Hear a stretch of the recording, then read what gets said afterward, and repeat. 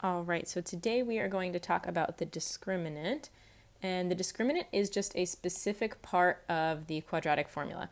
So you can notice that it's just this part that's under the square root, b squared minus 4ac. We're going to use that to talk about what kinds of solutions your quadratic will have. So let's take a look back at example 1. When we did that one earlier, we found that the discriminant was a positive perfect square. So I'll pull up that work real fast. So the discriminant of example 1 was 144, which is positive. It's a perfect square. And if you remember, we ended up having two integer solutions, but really they're rational solutions, and integers is just a subgroup of rational numbers. So let's take a look at the graph. So if we look at the graph of this quadratic, you can see that we have the two solutions, the x-intercepts, at -1 and +11. So we have our two rational solutions. So I'm going to go add that to our general rule over here. So the rule is if you have a positive discriminant and it's a perfect square, you're going to have two rational solutions. Now the word rational, if you don't remember, means it could be a fraction, it could be negative, it could be an integer, it could be x equals 0. All of those are rational numbers.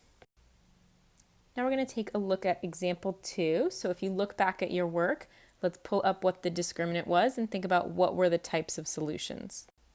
So our discriminant for example 2 was 92. That is a positive number. It's bigger than 0, but it's not a perfect square. And when we took a look at our solutions, they were both irrational. So we had two irrational solutions.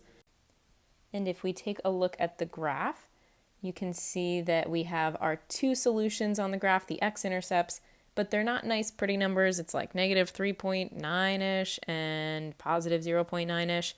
So these are not rational. They're not integers, but they are two irrational solutions because we had a positive, non-perfect square discriminant. Now let's take a look at our first u-try when we solved with the quadratic formula. I want you to pull up your work for that discriminant. So this one we didn't do together, or at least it wasn't in my video. So I'm going to just work out the problem real fast. So I'm plugging in my b squared minus 4ac. When we do all of this work, we should end up with a 0.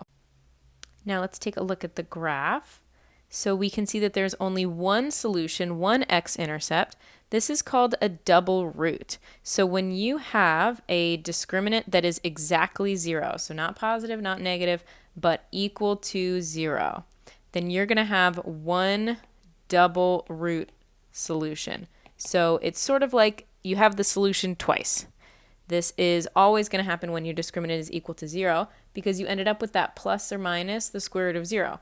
And 0 isn't positive or negative, so when you do that, you just get plus 0, which doesn't change anything.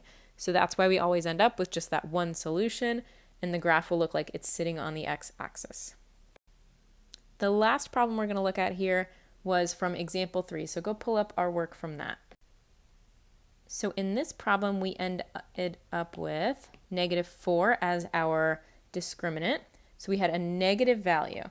So when your discriminant is negative, we ended up in that problem with two imaginary solutions. And that's always going to happen when you have a negative discriminant because you have that discriminant from underneath the square root. And if you try to take the square root of a negative number, remember that the square root of -1 is I, we're always going to get that imaginary type of solution.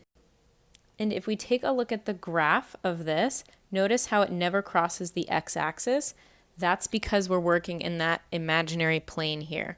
So when you have a negative discriminant, you're going to get two imaginary solutions.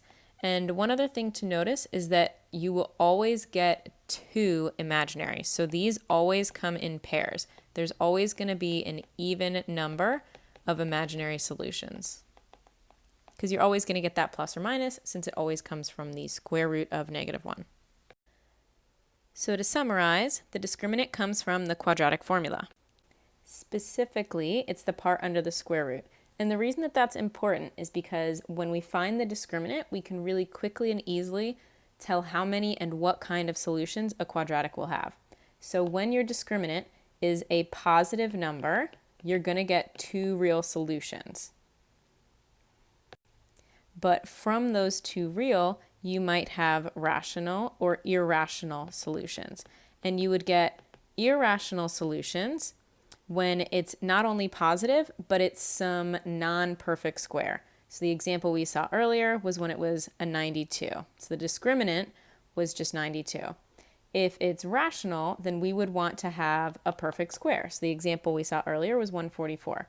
But any perfect square would make two rational solutions, and any non-perfect square would make two irrational solutions.